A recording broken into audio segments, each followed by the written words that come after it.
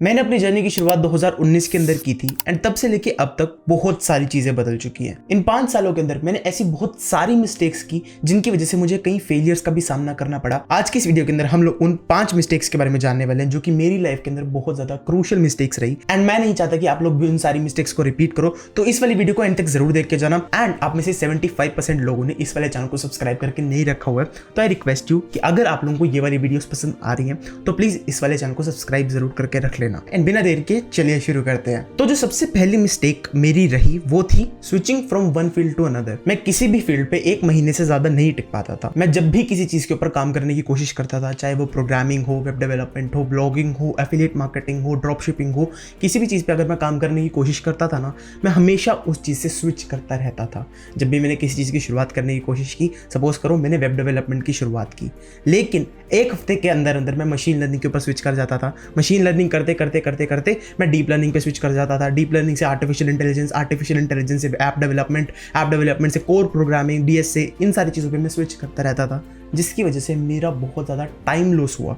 And time सबसे ज़्यादा कीमती होता है जब भी आप लोग अपने करियर के ऐसे स्टेजेस के अंदर होते हो। ये चीज़ कुछ लोगों के लिए अच्छी भी हो सकती है क्योंकि आप लोगों को एक्सप्लोर करने का मौका मिलता है सारी फील्ड्स को, जिसके थ्रू आप लोग सारी फील्ड्स के अंदर नॉलेज को ग्रैब कर सकते हो। लेकिन एट द सेम टाइम ये चीज़ आप लोगों के लिए थोड़ी सी हानिकारक भी हो सकती है, क्योंकि इस चीज़ की वजह से जिस टाइम का आप लोग यूटिलाइज कर सकते थे ना, जिस चीज़ को आप लोग सीख सकते थे, वो चीज़ आप लोग नहीं सीख पाते हो। एंड जिसकी वजह से आप लोग अपनी लाइफ के अंदर बहुत ज़्यादा पीछे रह जाते हो। आप लोगों की जो भी ग्रोथ है वो बहुत ज़्यादा स्लो हो जाती है एंड आप लोगों को बाद में जाके बहुत ज़्यादा पछतावा होता है। मैंने आज तक बहुत सारी फील्ड्स को स्विच किया, जिसकी वजह से आज तक मैं एक प्रॉपर रोड मैप को फॉलो नहीं कर पाया, जिसकी वजह से मुझे आज यहाँ तक पहुँचने में भी 5 साल लग गए। तो ये चीज़ मैं आप लोगों के लिए बिल्कुल भी नहीं चाहूँगा कि आप लोग भी इन सारी मिस्टेक्स को रिपीट करो।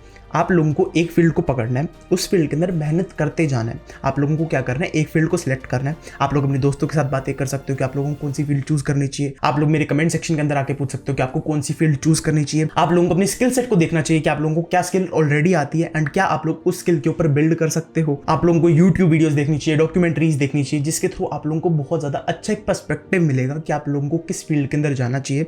एंड उसके बाद आप लोगों को एटलीस्ट 2 साल उस फील्ड के अंदर जम के मेहनत करनी चाहिए, तभी आप लोगों को अच्छे सिग्निफिकेंट रिजल्ट देखने को मिल पाएंगे। तो ये वाली मिस्टेक आप लोगों को बिल्कुल भी रिपीट नहीं करनी है। आई रिकमेंड कि आप लोग इस वाले पॉइंट को बहुत ज्यादा ध्यान से समझ जाओ ताकि आप लोगों को बार बार मिस्टेक्स ना करनी पड़े। एंड उसके बाद जो दूसरी मिस्टेक थी जो मैंने करी थी वो थी ड्रॉपिंग आउट ऑफ स्कूल। 2019-20 के अंदर हमारे स्कूल्स के अंदर लॉकडाउन लगा हुआ था। 2019-20 के अंदर मैं 9th और 10th क्लास के अंदर था, तो तब तो हमें स्कूल जाना ही नहीं पड़ता था। लेकिन 11वीं की स्टार्टिंग के अंदर भी ना मैंने स्कूल से ड्रॉप आउट ले लिया था, क्योंकि मुझे बहुत ज्यादा ओवर कॉन्फिडेंस हो गया था कि मैं एक स्टार्टअप को बिल्ड कर लूंगा। इलोन मस्क से बहुत ज्यादा इंस्पायर हो चुका था, बिल गेट्स से बहुत ज्यादा इंस्पायर हो चुका था कि उन लोगों ने स्कूल को ड्रॉप आउट किया, कॉलेज को ड्रॉप आउट किया, तो मैं भी ड्रॉप आउट कर देता हूँ। मैं एक छोटे से स्टार्टअप के ऊपर काम तो कर रहा था, लेकिन उसके अंदर कुछ भी वर्कआउट नहीं कर रहा था। मैं अपने सारे पैसे लगाता चला जा रहा था, लेकिन कुछ भी वर्कआउट नहीं कर रहा था। एंड उसके बाद फिर आप लोगों के पेरेंट्स आपके पास आते हैं, वो आप लोगों को कहते हैं कि आप क्यों नहीं कुछ कर रहे हो अपनी लाइफ के अंदर, आप क्यों यहाँ पे खाली बैठे हो, सारा दिन टीवी देख रहे हो, मूवीज देख रहे हो। उस दौरान मैं बहुत ज्यादा बीमार भी पड़ गया था। ये सारी चीजें मेरे साथ हो रही थी। एंड ये सारी चीजें क्यों हुई? क्योंकि मैं बहुत ज्यादा ओवर कॉन्फिडेंट हो गया था। मुझे ये हो गया था कि मुझे ऑलरेडी वेब डेवलपमेंट आ चुकी, मैं वेबसाइट्स को क्रिएट कर सकता हूँ। मैं ओवर कॉन्फिडेंट हो गया था कि मैं जॉब तो कभी भी नहीं करूंगा। मेरे अंदर उस टाइम एक ऐसी मेंटालिटी थी कि अगर कोई भी बंदा जॉब करता है ना, तो वो अपनी पूरी जिंदगी एक कंपनी के लिए मैन्युफैक्चर हो रहा होता है। एंड इस मेंटालिटी की वजह से मैं कभी भी जॉब के लिए ओपन ही नहीं था। मैं कभी भी चाहता ही नहीं था कि मैं किसी भी कंपनी के अंदर जाके जॉब करूं। इस मेंटालिटी की वजह से मेरे 2 से 3 साल खराब हो गए। स्कूल के अंदर आप लोगों को सीखने को तो ज्यादा नहीं मिलता है, लेकिन जो आप लोगों को स्टेबिलिटी मिलती है ना, जैसे कि अगर आप लोग किसी भी फील्ड के ऊपर काम कर रहे हो, सपोज करो आप लोग वेब डेवलपमेंट सीख रहे हो, कोई भी एक कोडिंग की स्किल सीख रहे हो, पब्लिक स्पीकिंग की स्किल सीख रहे हो, कोई भी एक स्किल को सीख रहे हो ना, अगर आप लोग उसको साइड बाय साइड सीखते हो ना, तो आप लोगों की जो भी स्कूल की चीज़ है ना, वो आप लोगों को स्टेबल रखती है। आप लोगों के पेरेंट्स आपके पास आके नहीं बोलते हैं कि आप लोग स्कूल के अंदर पढ़ाई क्यों नहीं कर रहे हो। जब आप लोग स्कूल के अंदर होते हो ना, तब आप लोगों के पेरेंट्स को एटलीस्ट लगता है कि आप लोग स्कूल के अंदर जाके कुछ काम कर रहे हो, कुछ पढ़ाई कर रहे हो। लेकिन जब आप लोग घर पे बैठे होते हो ना, तब आप लोगों के घर में लड़ाइयाँ होनी शुरू हो जाती है। तभी मुझे अपनी लाइफ का एक बहुत ज़्यादा बड़ा लेसन मिला। मैंने स्कूल को दोबारा रीजॉइन किया, वहाँ पे क्लासेस को अटेंड करना शुरू किया, 11th क्लास को कैसे कैसे करके अटेंड किया। लेकिन फिर 11वीं की एंड तक मेरी कुछ जॉब लग चुकी थी, मैं एक कंपनी के अंदर ऑलरेडी काम करना शुरू कर चुका था। फिर भी मैंने 12वीं क्लास के अंदर जुलाई तक स्कूल को अटेंड किया। उसके बाद जब मेरे इस कंपनी के अंदर पैकेज लग गया था, तब मैंने स्कूल को कंप्लीटली छोड़ दिया, क्योंकि मैं कंपनी के अंदर अपने काम को डिवाइड नहीं कर सकता। मैं सुबह स्कूल के अंदर जाके कंपनी के अंदर शाम को काम नहीं कर सकता। ये चीजें कंपनी की पॉलिसीज के खिलाफ होती हैं। पहले मैं पार्ट टाइम जॉब कर रहा था, तो वहां पे ये सारी चीजें अलाउड थी, लेकिन यहाँ पे ये चीजें अलाउड नहीं थी। तो मुझे यहाँ पे चॉइस करनी पड़ी कि मैं स्कूल जाऊँ या फिर कंपनी के अंदर काम करना शुरू करूँ, और मैंने कंपनी को चूज किया।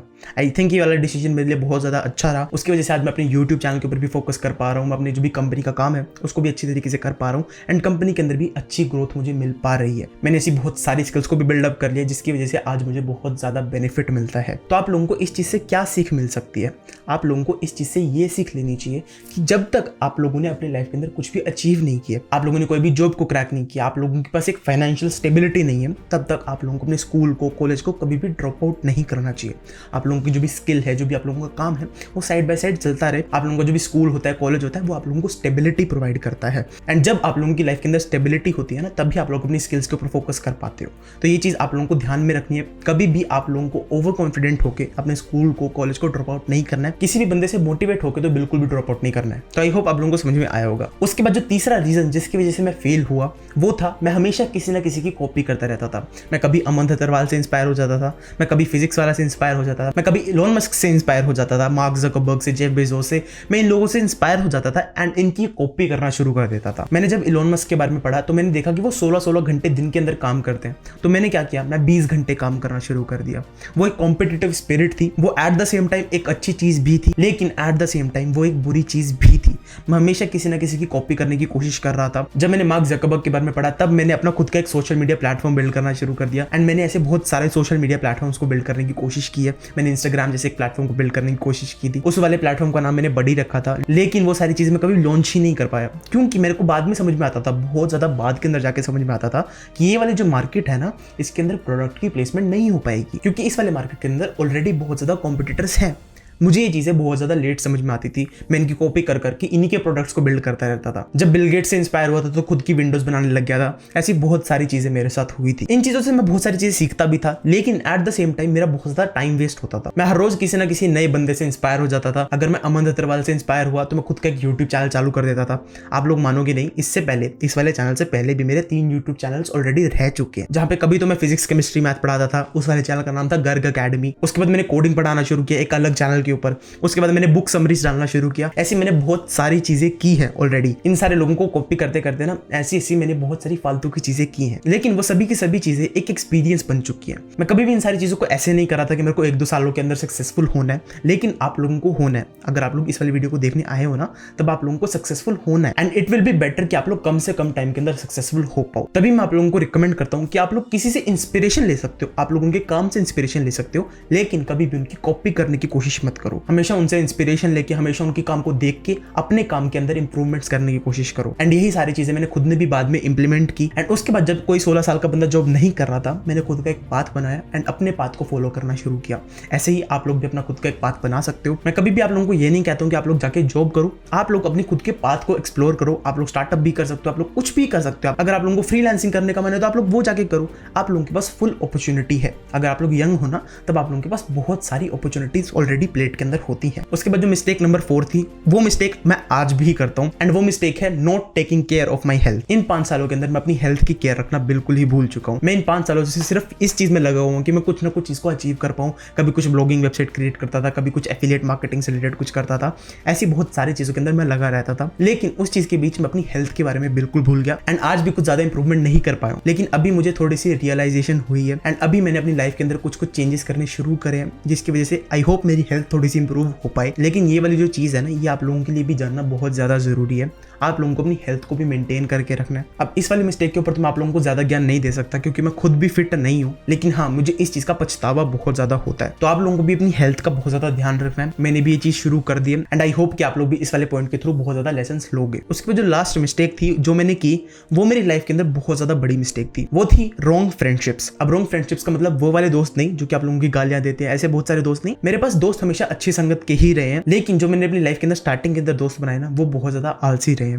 वो किसी भी काम को नहीं करते थे एंड क्योंकि मैं उनकी संगत के अंदर रहता था, मैं कुछ काम को खुद भी नहीं कर पाता था। मैं पूरे दिन के अंदर सिर्फ बातें मार पाता था, गेम्स खेल पाता था, ये सारी चीजें कर पाता था, उसके अलावा मैं कुछ भी नहीं कर पाता था। ऐसे फ्रेंड्स जो आप लोगों को किसी भी चीज को करने से रोकते हैं ना, अगर आप लोग अपने पैशन को फॉलो करने जा रहे हो एंड वो फ्रेंड्स आप लोगों को पीछे से खींच रहे हैं ना उस चीज के लिए, तब आप लोगों को उस वाली फ्रेंडशिप को छोड़ देना चाहिए। मेरे जो करंट दोस्त है ना, वो बहुत ज्यादा अच्छे हैं। वो सारे के सारे लोग अपने करियर को लेकर बहुत ज्यादा सीरियस भी हैं, जिसकी वजह से एक सिनर्जी बनती है, जिसकी वजह से अगर मैं उनके साथ रहता हूँ ना तो मुझे भी अपने करियर के अंदर आगे बढ़ने की प्रेरणा मिलती है। तो आप लोगों को भी अपनी फ्रेंडशिप ग्रुप को थोड़ा सा छोटा करना पड़ेगा, उसके अंदर सिर्फ ऐसे दोस्तों को रखना पड़ेगा जो कि आप लोगों को थोड़ा सा मोटिवेट भी करे, जो कि आप लोगों के साथ थोड़ा सा बातचीत भी करे, जो कि आप लोगों के साथ थोड़ा सा खेले भी, आप लोगों को कभी भी रोके नहीं। आप लोग अगर किसी भी चीज को अचीव करना चाहते हो ना तो वो दोस्त कभी भी आपके काम के अंदर बाधा ना बने। आप लोगों को इन सारी चीजों के बारे में ध्यान रखना है। मैंने स्टार्टिंग के अंदर ऐसी बहुत सारी दोस्तियां की एंड बाद में बहुत ज्यादा पछताया भी। तो आप लोगों को इन सारी मिस्टेक्स का ध्यान रखना है, कोशिश करना कि इन सारी मिस्टेक्स को कभी भी अपनी लाइफ के अंदर रिपीट ना करो। जिन भी पॉइंट्स के बारे में मैंने बताया अपनी लाइफ के अंदर उन सारी चीजों को इंप्लीमेंट करने की कोशिश करो, अपनी लाइफ को इंप्रूव करने की कोशिश करो। आई होप आप लोगों को ये वाली वीडियो पसंद आई होगी। अगर पसंद आई है तो इस वाली वीडियो को लाइक कर देना, चैनल को सब्सक्राइब कर देना एंड मैं आप लोगों को मिलूंगा नेक्स्ट वीडियो में। तब तक के लिए बाय बाय।